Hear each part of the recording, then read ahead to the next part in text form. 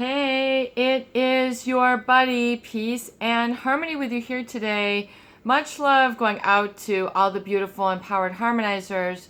And we're zooming in and focusing in a little bit more in depth on a really crucial aspect when it comes to really dealing with difficult people or someone who is narcissistic, covert narcissistic.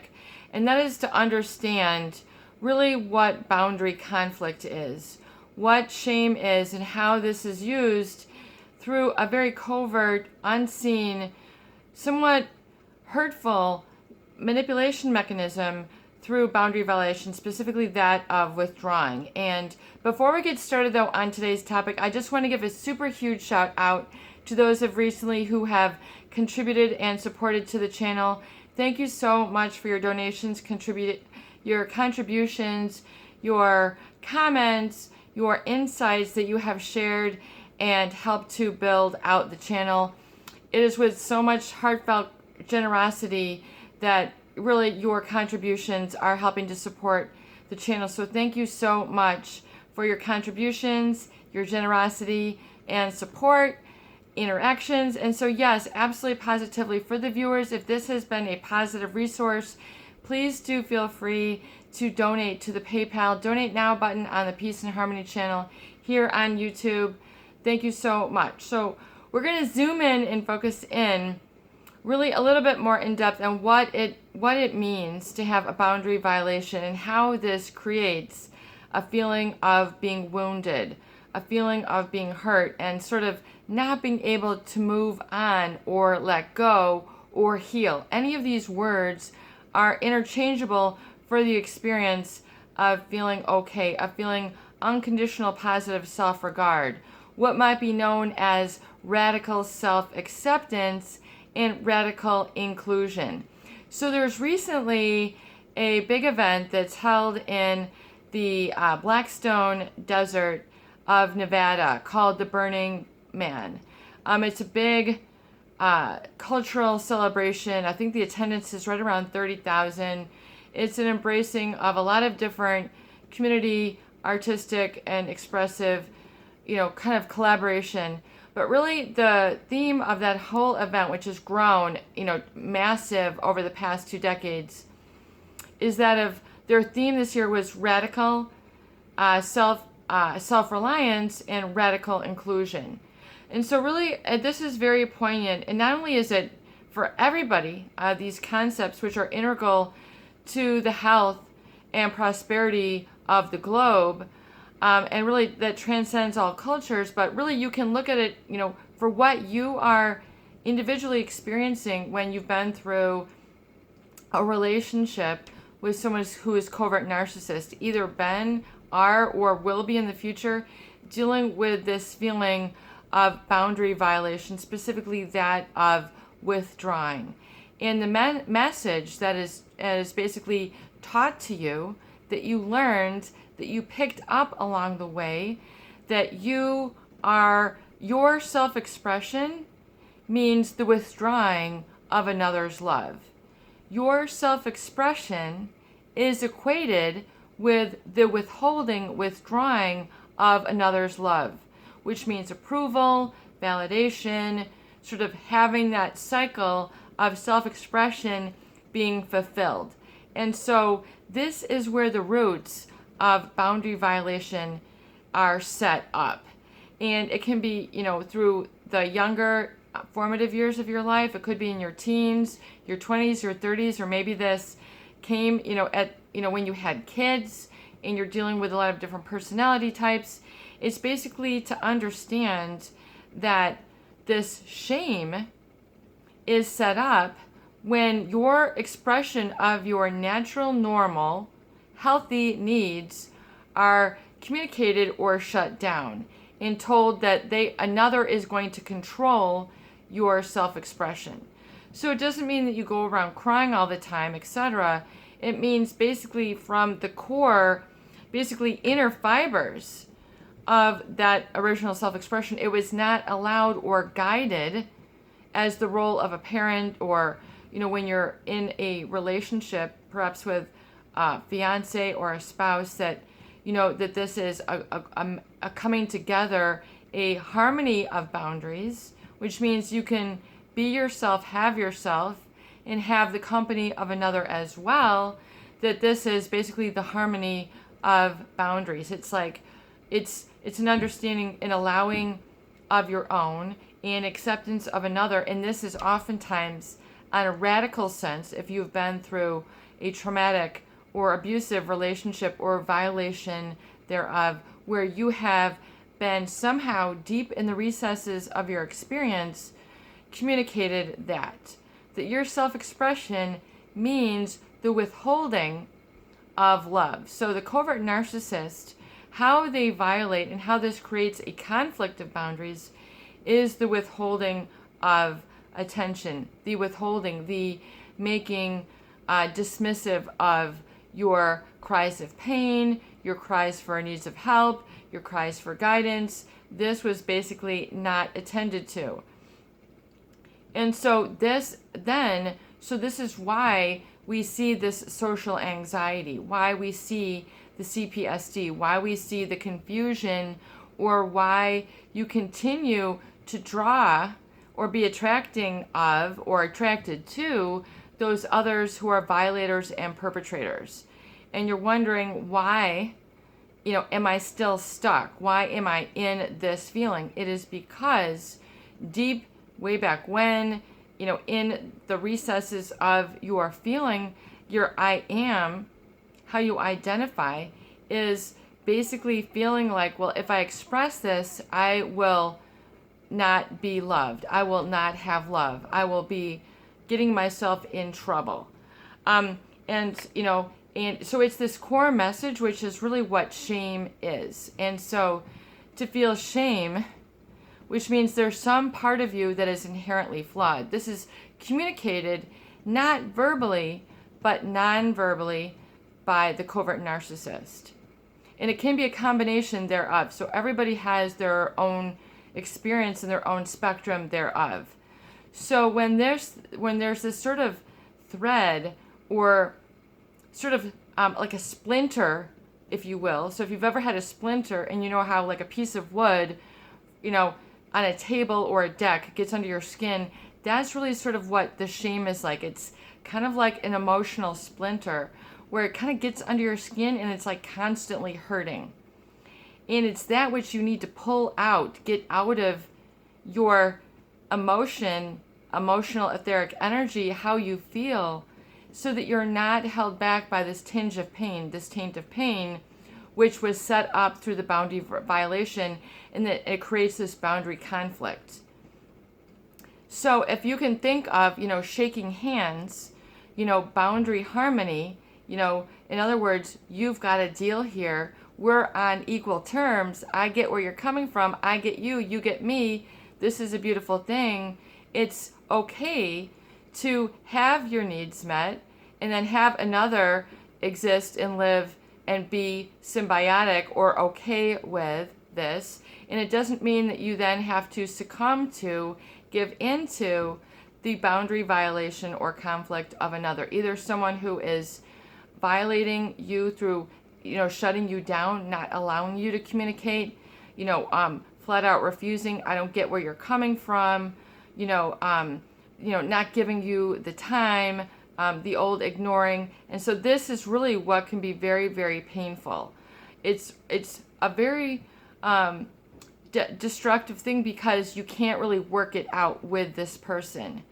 And so the shame is then kind of like what you have been given by this person. So you need to sort of give it back, release it like an emotional splinter.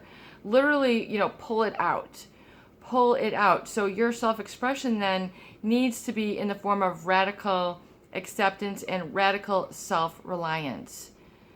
And so it's like a radical self-trust. So I want you to kind of focus and let these marinate and begin to make a conscious effort and awareness to just make these statements, because there's power in this. Radical self-reliance, radical self-acceptance, and radical inclusion. So radical inclusion means that I have the trust within myself to know that there's a big world out there, the super big picture, the uber picture, if you will, in all sorts of dimensions and dynamics and emotions that include that the fact that there are people who you will come into contact with, brush energies with, brush emotions with, which will be as a splinter, which will be as a, a delivering of shame. And furthermore, the fact that you can learn radical self-reliance and radical communication in your heart space, which is where the great clarity has to take place. And this all of a sudden will be like an awakening. Well, all of a sudden, that radical awareness, that radical self-reliance will all of a sudden set up, and you'll be like, I got it. It'll just be like one day there will be an energetic shift where all of a sudden you'll be able to be yourself and be able to communicate and be okay with the way things are. And that this type of individual, no matter if they were in your life, they're still in your life, they are presently or will be, that all of a sudden it no longer bothers you. It's no longer an issue. It's no longer a boundary violation, because you realize that you have then come upon radical self-reliance, which means I can complete that energetic cycle for communication and love and my needs that does not involve shame. So that's no longer a trigger or a propeller for me. It's coming into that radical self-acceptance, which is where it's like all of a sudden every single part of me is okay. Every single part of who I am allowed to trust and bring in with my relationships, I'm able to execute with boundary protection, which means I'm okay with involving others and setting boundaries, which being like it's a time boundary, it's a melancholy boundary, where in other words you're not going to allow yourself to feel down in the presence of this person, you're not going to allow yourself to get too excited, you're not going to turn things in on yourself, and sort of the self-inflicted sabotage where you're spending all sorts of time in a funk, you're kind of in that emotional paralysis, or furthermore like in the self-injury, self-neglect, getting stuck in those are the blocks. So that's where this is all about, sort of, you're like reformulating your emotional, energetic, etheric field and how you allow yourself to express and incorporate that of others. So it's really getting into the understanding that this really initial hurt was set up through the boundary violation. That is all it is. So it's to make your positive early direction thinking that much more simple. In other words, it's to, catch those superfly moments where it's like all of a sudden you'd say like the no, I can't feel good here. I can't move through this. I can't interact with this person. I can't say yes to a feeling state. I can't say yes to a relationship. I can't say yes to an outing with a new person or a new event. Is to say I embrace it, and then to speak to yourself, I can protect myself and have boundary protection and boundary respect and have radical inclusion. So your astromation can be, I live today through the miracle of radical self-reliance and radical inclusion, which means I am getting to that non-judgmental state where I'm no longer re-triggering the hurt through allowing it's oftentimes the not knowing, or I don't want to say the ignorance, but the lack of awareness of this personality type. So this is where growth is. Literally, like, you have replanted the soil of your emotions into a much larger garden pot. And then that garden pot moves to, a 2x2 acre of soil. And then that 2x2 acre of soil then goes to the 1 acre plot, and then the 5 acre plot, and then the huge field, and then the huge, community, and you just keep going. So in other words, your emotional soil is then expanded to be limitless. So when you feel that sense of limitless, you basically energetically are unblocked. So it's to see that you have then radical self-reliance and radical inclusion, which means that this is the ultimate trust. So it's like taking your trust, self-trust, to the next level. So this has to be a mindset. It has to be an experience. And it's to be able to look around your world in the big picture and to be able to take the blinders off that shame and this boundary violation had set up, and to see that they can no longer trigger you. In other words, you become energetically immune once you incorporate these core principles. And hence, like the vision of the Burning Man, if you look at pictures of that, it must be an awesome, awesome experience to behold. It's almost, allegorical of what the ancients must have gone through when they're like building the pyramids. Something that really inspirational. In other words, so really, I think that would be an amazing event to take in. So just ponder on those concepts, especially when it comes to seeing how some people inhibit your personal growth and some people encourage, support, and promote your personal growth. And it's to know that this is what it is, but because of this, it doesn't make you a bad person.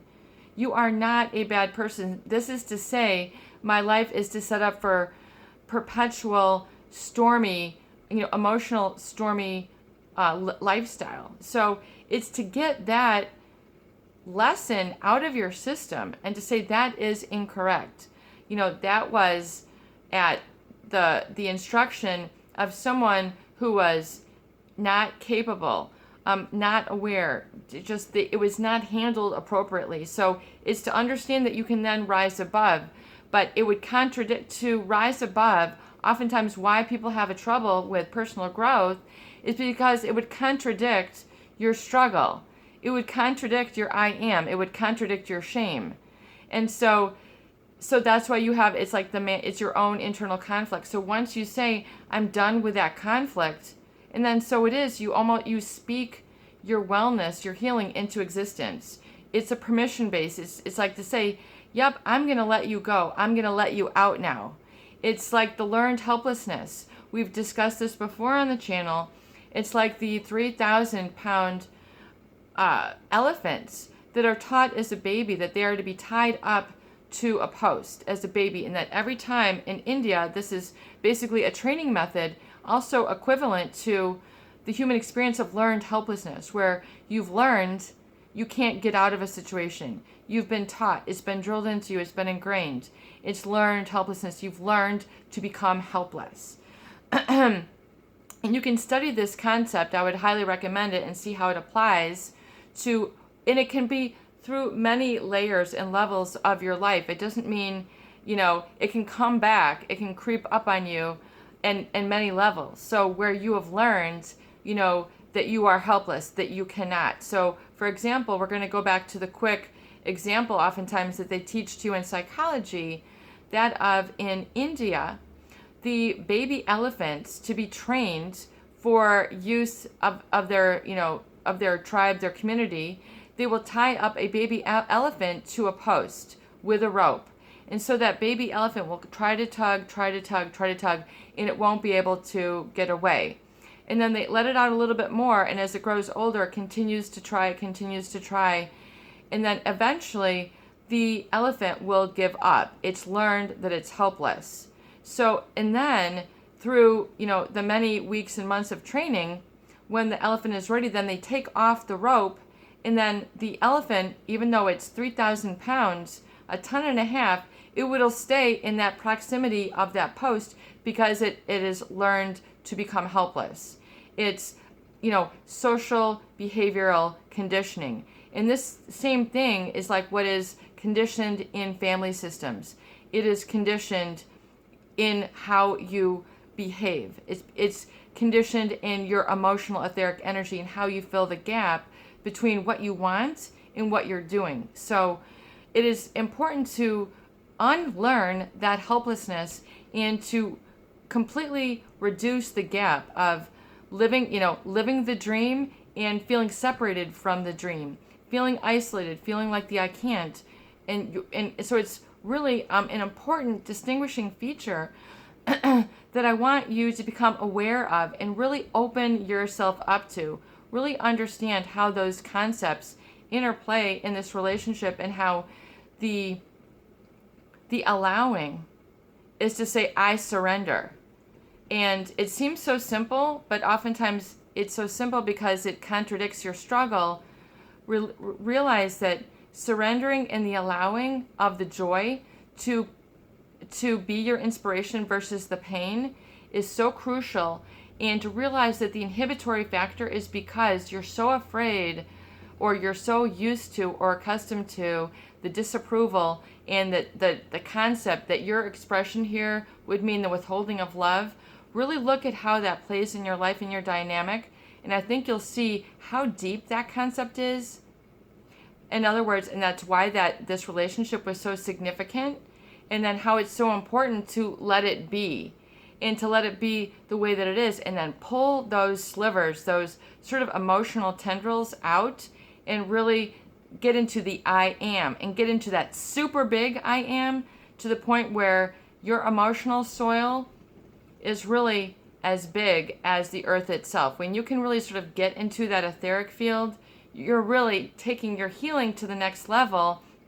You're taking your trust and your knowing, your intuition, and then your 7 senses to the next level, and it will deliver the joy, the bliss, the decisiveness, the impenetrability that really is promised to you by all this combined knowledge into one. It really makes you in the good life. You're living the dream, and it's really an amazing collaboration through what you have built within you. You literally are creator. You literally can create. You literally can manifest.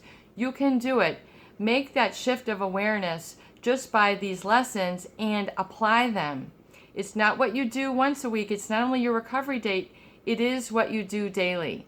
So take a moment to really get that and give yourself kind of that yes and allow today. This is your buddy, Peace and Harmony. I hope that these videos do help. Please share and please subscribe for more great tools, videos, discussion, and support. Peace out. Love you. Live large.